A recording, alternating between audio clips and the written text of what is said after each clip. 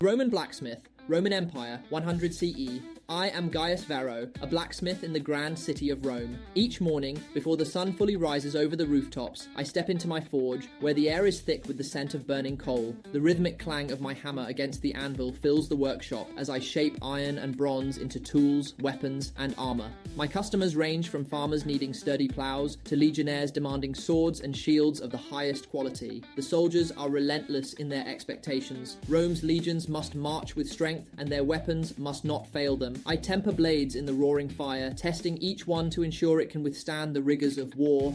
Shields are reinforced, their iron rims hammered into place, ready to defend the Empire's warriors. The work is grueling. My hands are calloused and blackened with soot, my arms aching from endless hours at the forge. Sweat drips from my brow as I work, the heat from the furnace making the air thick and heavy. Yet, there is pride in what I do. Without craftsmen like me, Rome's dominance would falter, its armies would weaken, its farmers left without tools to till the fields. My wife and children assist where they can. My eldest son polishes the finished weapons, while my wife ensures our household is fed, despite the long hours I spend at the forge. In the evenings, I eat beside my family, feeling the weight of my labor, but also its rewards. As night falls, I quench a final blade in the water trough and step outside. The streets hum with life, yet I am content knowing my work strengthens Rome on the battlefield and beyond. A day in the life of a silk weaver in the Tang dynasty. The first rays of sunlight filter through the wooden lattice windows of my modest home in Chengdu.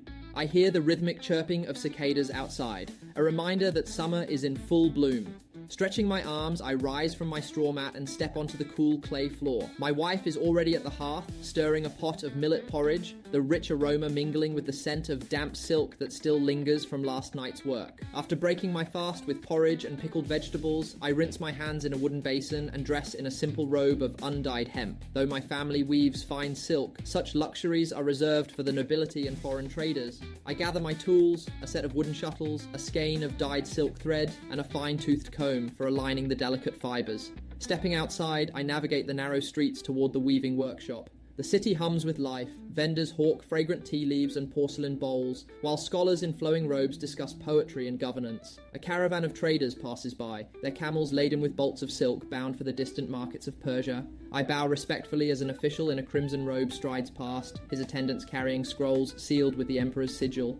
At the workshop, the scent of raw silk and boiled cocoons fills the air. The head weaver, Master Liu, assigns me to work on an intricate brocade commissioned for a noblewoman's wedding robe. I settle before my loom, a wooden frame as large as an ox cart. My hands move with practiced ease, guiding the weft threads over and under the taut warp, forming delicate motifs of phoenixes and peonies. The rhythmic clatter of looms fills the hall, a sound as familiar to me as my own heartbeat. By midday, sweat beads on my brow. I pause to sip tea, listening as my fellow weavers share news of rising silk taxes and rumours of border skirmishes in the west. The empire prospers, but we craftsmen feel the weight of heavy levies imposed by the magistrate. As the sun sinks lower, I finish my section of brocade and carefully pack away my tools. My fingers ache, yet I feel a quiet pride knowing that my work will adorn the robes of nobility. On my way home, I stop at the marketplace, purchasing fresh fish and sesame cakes for my family. That evening, as the oil lamp flickers, I sit with my son, teaching him the art of weaving. He is young, but his hands are steady. One day, he will carry on this craft, just as my father taught me. I retire to my mat, my thoughts drifting like silk banners in the wind. Though my days are filled with toil, I take comfort in the beauty I create, woven threads that bind past, present, and future. Meet Empire, the rise of Axum. As a merchant in the vibrant city of Axum, I have witnessed firsthand the transformation of our empire into a powerful center of trade and culture. The streets of Axum are filled with the voices of traders from across the world, Greeks, Romans, Persians, and Indians, all eager to exchange goods. Our markets overflow with ivory, gold, frankincense, and exotic spices carried by camel caravans from the interior and ships arriving at the bustling port of Adulis. Our empire's strength lies in its strategic location, allowing us to dominate trade routes connecting Africa, the Mediterranean, and Asia.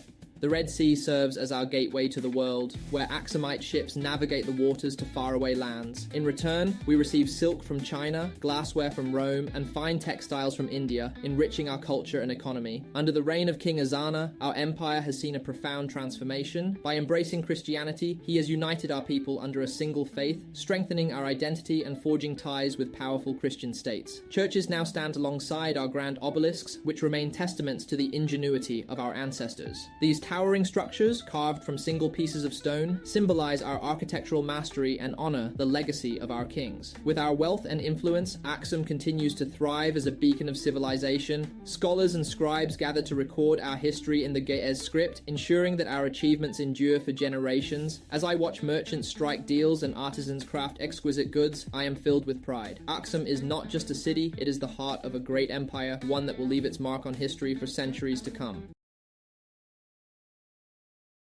Persian Empire, a soldier's tale.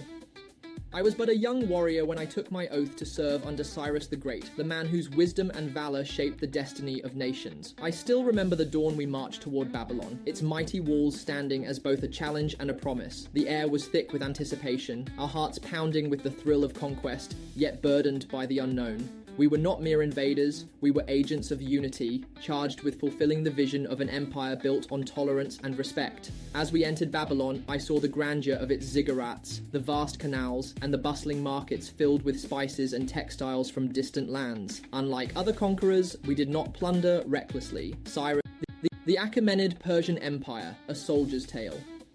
I was but a young warrior when I took my oath to serve under Cyrus the Great, the man whose wisdom and valor shaped the destiny of nations. I still remember the dawn we marched toward Babylon, its mighty walls standing as both a challenge and a promise. The air was thick with anticipation, our hearts pounding with the thrill of conquest, yet burdened by the unknown. We were not mere invaders, we were agents of unity, charged with fulfilling the vision of an empire built on tolerance and respect. As we entered Babylon, I saw the grandeur of its ziggurats, the vast canals, and the bustling markets filled with spices and textiles from distant lands. Unlike other conquerors, we did not plunder recklessly. Cyrus decreed respect for their gods, their temples, and their way of life. This was not just a campaign of military triumph, it was the dawn of a new era. I marveled at how Persian administration embraced the cultures we encountered. The Babylonians shared their knowledge of astronomy and mathematics, while we introduced them to our system of governance. Soldiers like me were not only warriors, but also witnesses to a grand synthesis of civilizations. Cyrus's proclamation of freedom for the Jews, allowing them to return to their homeland, struck me deeply. Here was a king who wielded power with justice, who saw strength not in oppression, but in coexistence. His governance was not about destruction, but about building an empire where Persians, Babylonians, Medes, and countless others coexisted under a shared rule of law.